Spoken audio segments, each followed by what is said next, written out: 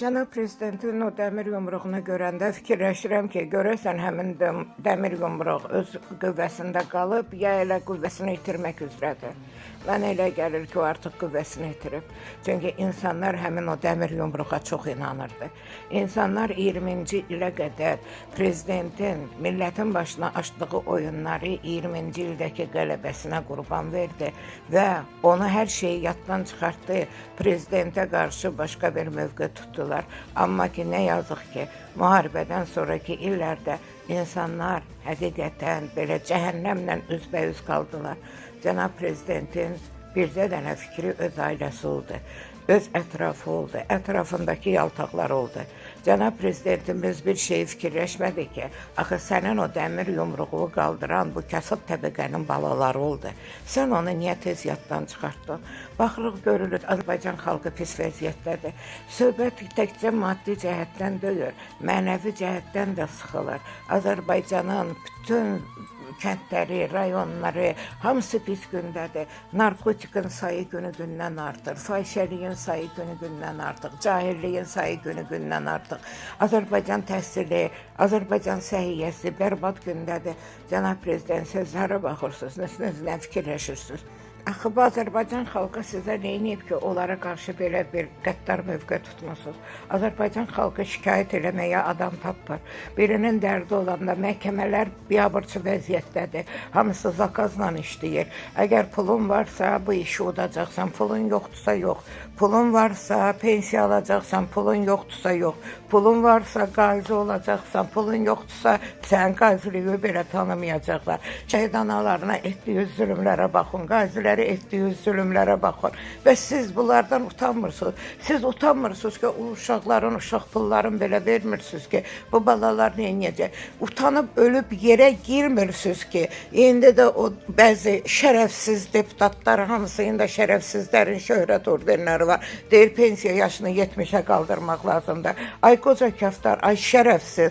Sən özün 80 yaşın var, oturmuşsan parlamentdə. Öl çıx da pensiya, niyə çıxmırsan? Sən həm pensiya alırsan, həm maaş alırsan. Bax, Azərbaycan xalqını bu cür şərəfsizlərə İlham Əliyev qurban verdi.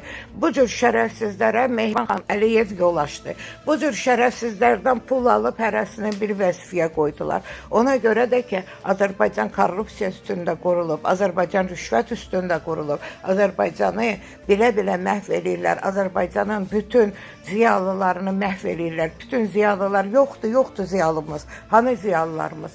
Bizdə həkimlərin hamısı bərbad vəziyyətdə.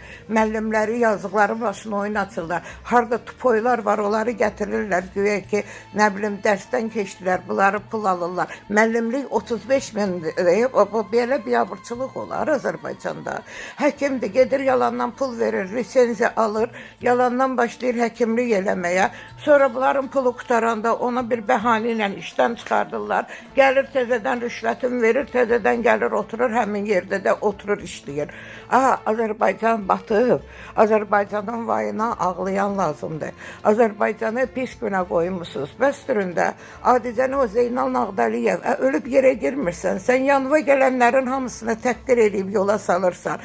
Ay şərəfsiz, əgər bu insanlar olmasaydı, sən orada otura bilərdin. Bu insanların sadəliyi, bu insanların bəzilərinin yaltaqlığı sizləri qoyub da o vəziyyətə. Ona görə də ki, onun yanına girənlərin hamısını təhqir edir, yola salır özdəki rusca. Ay Mehriban xanım, sən o autizm mərkəzini Heydər Əliyevin fondundan yaradırsan, sən onların hamısına, bəs niyə görə sən onu vermirsən masonçulara qurban, masonçuların balaları orada işləyir, oxuyurlar, nə bilim, təhsil alırlar. Amma kasıb balaları hamısı əziyyət çəkir. 6.000 var, 6.000 maaş verirsən ki, ana ata boğazından kəssin, son quruşunu da versin, onları ora qəbul eləyəsən. Bir sözlə çox qan içən hakimiyyət oldu bu hakimiyyət. Bu hakimiyyət insanların həqiqətən əsəbləri ilə oynadı.